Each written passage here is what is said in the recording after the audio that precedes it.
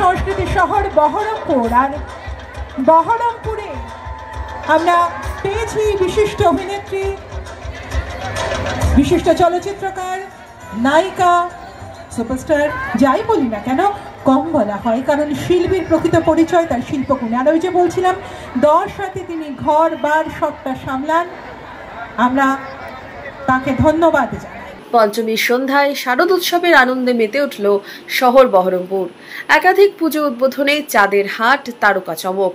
বহরমপুরের লালদিঘি দুর্গাপুজো কমিটির পুজো উদ্বোধনেও চাঁদের হাট।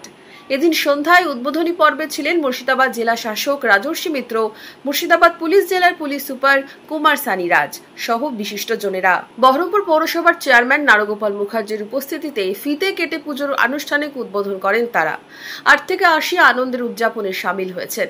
কি জানালেন পুলিশ প্রশাসনের কর্তারা? আর্কিটেকচার খুবই চ্যালেঞ্জিং, যে কোনো জিনিস স্বাভাবিক, এত কঠিন জিনিস করা, হ্যাঁ, এবং পাবলিক সেফটিও খুব চ্যালেঞ্জিং, কিন্তু দেখতে তো অপূর্ব। পাবলিক সেফটি, এরপরে আর লোককে ঢুকতে দেওয়া যাবে না, এটাই ঘটনা, কিন্তু দেখতে অপূর্ব, খুবই সুন্দর হয়েছে। এই তো বেশি লোক আসছে তো ডেফিনেটলি আমাদের পুলিশ ডিপ্লয়মেন্ট भी বেশি আছে এইদিকে। এই পার্টিকুলারলি এই রাস্তাতে যখন ভিড় একটু বেশি পড়ে যাবে, তারপর থেকে আমরা হুইলার, যে 2 হুইলার 4 হুইলারের মুভমেন্ট বন্ধ করে দেবো। আর বাকি ট্রাফিক ডাইভারজন, যে নো এন্ট্রিগুলো, এইসব আমরা আগে থেকে কিছু লেসন আবার ঠিকঠাক শিখিয়ে আমরা আবার এবার আশা করছি জেনারেল পাবলিকে অসুবিধা হবে না। আমরা 24 ঘন্টা পুলিশ ডিপ্লয়মেন্ট থাকবে, ঠিকঠাক কেটে যাবে, কোনো অসুবিধা হবে না। উদ্বোধনী পর্বে এদিন হাজির হন অভিনেত্রী শুভশ্রী গাঙ্গুলি। তারকার উপস্থিতিতে মহা সমারোহে পুজোর দ্বার উদ্ঘাটন হয় দর্শনার্থীদের জন্য। প্রথমবার লালদিঘিতে পুজো উদ্বোধনে এসে কি জানালেন শুভশ্রী গাঙ্গুলি? খুব ভালো লাগছে, কারণ বহরমপুরে কলকাতার মতো হয়তো নয়, কিন্তু অনেক বড় বড় পুজো হয়। আমি আগেও এসেছি এবং প্রত্যেক বছর আমি বহরমপুরে আসি, হয় কালী পুজো না হয় দুর্গা পুজো।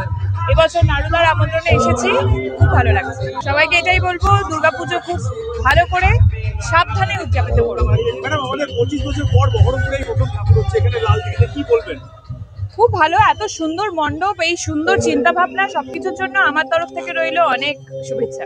বলবো যে সবারই মা যেন সকলকে খুব ভালো রাখে, সুস্থ রাখে, সবাই খুব ভালো থাকুক। এই প্রথম সুভাষ সরোবরে দুর্গা আরাধনা। জমকালো আলোয় সাজিয়ে তোলা হয়েছে লালদিঘির চারপাশ। থিমের বাহার সাথে প্রতিমার সাজ ইতিমধ্যেই দর্শকদের নজর কেড়েছে। দিল্লির লোটাস টেম্পলের আদলে তৈরি হয়েছে মণ্ডপ, সাথে রঙিন আলোর খেলা।